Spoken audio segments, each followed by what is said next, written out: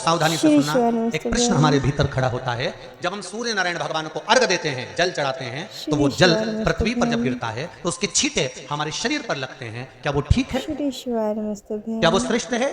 तो शिव महापुराण की कथा कहती है, जब हम सूर्य को अर्घ देते हैं, सूर्य को जल चढ़ाते हैं, वो पानी जब पृथ्वी पर गिरता है, उसके छींटे हमारे शरीर पर लगते हैं, तो वो श्रेष्ठता का भाव निर्मित करते हैं, वो गलत नहीं हो सकता। कारण अब वो भी समझ लीजिए। अब सूर्य नारायण भगवान को आप जल चढ़ा रहे हो, तो छींटे नहीं लगे, उसके लिए क्या स्टूल पे चढ़ के चढ़ाओगे कि कुर्सी पे चढ़ के चढ़ाओगे? अरे बोलो तो सही। अब कई लोगों के दिमाग में यह बात भरा गई कि हम भगवान को जल चढ़ाते हैं, वो हमारे शरीर में छींटे लगते हैं, जमीन पे से पानी गिरता है, वो हमारे शरीर को छींटे लगते हैं, भगवान को अच्छा नहीं लगता होगा। कौन ने कहा? पहले तो उसको पकड़ के लाओ। ओम नमः शिवाय, ओम नमः शिवाय। क्योंकि मेरे राम जी महाराज, मेरे भगवान कृष्ण, बड़े बड़े संत, साधु, सन्यासी, तपस्वी, साधक, उपासक जितने भी हुए, जिन्होंने सूर्य की आराधना करी, इन्होंने टेबल पे चढ़कर या कुर्सी पे चढ़कर जल नहीं चढ़ाया, इन्होंने पृथ्वी पर खड़े होकर ही, क्योंकि पृथ्वी तत्व के देव हैं शिव।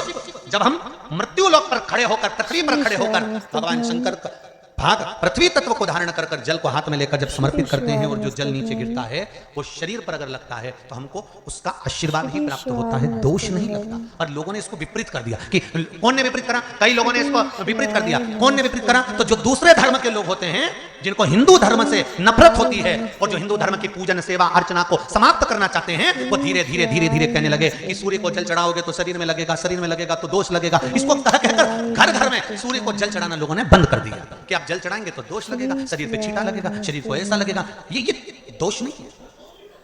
श्री शिवाय नमस्ते। कितनी सुंदर बात है महाराज। सूर्य नारायण भगवान को जब जल चढ़ाया जाता है, हाथ सिर से 8 इंच की दूरी पर होना चाहिए। जम के बोलिए, सिर से कितना ऊंचा होना चाहिए? 8 इंच ऊपर अपना हाथ होना चाहिए मस्तक से सूर्य को जल चढ़ाते समय। और ना चांदी का, ना स्टील का, ना लोहे का, ना प्लास्टिक का, ना कांच का, ना सोने का कोई बर्तन, ना कांसे का, ना एल्युमिनियम का, ना पीतल का, केवल एक पात्र होना चाहिए, वो है तांबे का। काय का पात्र होना चाहिए? तांबे का पात्र। और सूर्य नारायण भगवान को जब 8 इंच ऊपर तुम्हारा हस्त है, और जब हम सूर्य को जल चढ़ा रहे हैं, कैसे जल चढ़ाना है वो भी समझ लीजिए। अगर कोई कैंसर का मरीज है, जिसके चेस्ट में कैंसर आ गया हो, लेफ्ट में, राइट में कहीं पर कैंसर आ गया हो, या कोई गठान आ गई हो, तो महाराज आप जल चढ़ाते समय उस जल की धार को सूर्य भगवान को जब चढ़ा रहे हो, तो धार आपकी गठान की ओर जाना चाहिए, जिससे सूर्य की किरण उस जल में से आपके उस स्थान पर पड़े, उस जगह पर पड़े जहां पर गठान है। महाराज आप लगातार जल तो चढ़ाना चालू करो, अच्छे अच्छे डॉक्टर फेल हो जाएंगे और कह देंगे गठान ठीक है। आपका लीवर और किडनी गड़बड़ कर रहा है, आप प्रतिदिन आपका स्वास्थ्य गड़बड़ रहता है, आप प्रतिदिन ये ज्योतिष शास्त्र के अंतर्गत, रत्न शास्त्र के अंतर्गत, ये रत्न शास्त्र, ज्योतिष शास्त्र, रंग शास्त्र जो हमारे यहाँ है, रंगों के हिसाब से ये जितने रत्न होते हैं, माणिक हुआ, सोने, मोती हुआ, नीलम हुआ, मूंगा हुआ, पुखराज हुआ, ये क्यों कहते हैं? ये पीला है, ये सफेद है, ये नीला है, ये लाल है, इसको शरीर में क्यों पहनाते हैं? उसका कारण होता है कि जब शरीर में पहनते हैं, सूर्य की किरण उसमें पड़ती है, हमारे शरीर पर वो कलर का इफेक्ट पड़ता है, उस कलर को शरीर पर लगता है, और शरीर पर लगता है तो हमारा शरीर धीरे धीरे, हमारी जो इंद्रियां हैं वो सही होने लगती है, काम सही होने लगता है। तो आप कहते हो ना, सूर्य को अर्घ देना। गुरु जी पंचदेव पंचायत में सूर्य नारायण भगवान शंकर की पंचायत में है। सूर्य नारायण को हम फ्लैट में रहते हैं, हम फ्लैट के अंदर रहते हैं, तो हम फ्लैट में रहते हैं, हमारे यहाँ अगर छज्जा नहीं है, हमारे यहाँ जगह नहीं है, तो हम सूर्य को अर्घ कैसे दें? तो महाराज खिड़की तो होगी, अगर घर में फ्लैट में पानी ढुलेगा और आप लोग नहीं समेट सकते तो एक बाल्टी रख लो, एक पात्र रख लो, और सूर्य नारायण भगवान को अर्घ देकर रोशनी शरीर पर पड़ना चाहिए। जिंदगी में कभी कोई बड़ी बीमारी नहीं आ सकती। कितने लोग देते हैं सूर्य को अर्घ? हाथ उठाओ। बहुत बढ़िया, बहुत जोरदार। पुरुष लोग भी देते हैं ना, चाहे बच्चे से बच्चा, बच्चों के हाथ में भी एक लोटा पानी पड़ा।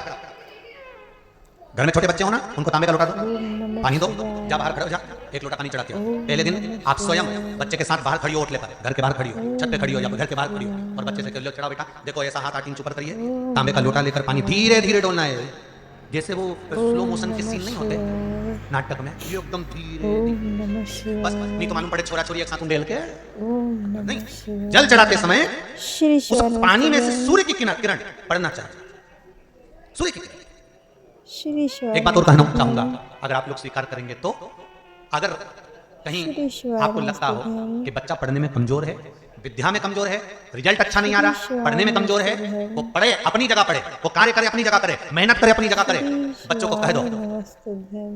कि कुछ समय के लिए सूर्य को अर्घ देना चालू कर। श्री सूर्य की शिवाय किरण जहां पर ब्राह्मण या हिंदू धर्म का व्यक्ति मस्तक पर तिलक लगाता है, भुकुटियों के बीच में उस सूर्य की किरण इस भुकुटी के बीच पड़ना चाहिए, परंतु पानी कम से कम ना करते हुए स्लो मोशन में धीरे धीरे गिरना चाहिए, एकदम धीरे धीरे। तो यहाँ एक रेखा सूर्य की किरण से पड़ती है। शिवाय नमस्तुभ्यं। चंद्रदेव का लड़का था, श्री शिवाय नमस्तुभ्यं। ओम नमः शिवाय। ओम नमः शिवाय। ओम नमः शिवाय। श्री शिवाय नमस्तुभ्यं। साथियों सादर जय श्री कृष्णा। साथियों वीडियो में दी गई जानकारी अगर आपको उपयोगी लगी हो, लाभदायक लगी हो तो प्लीज़ वीडियो को लाइक कीजिएगा और ज़्यादा से ज़्यादा लोगों को शेयर कीजिएगा।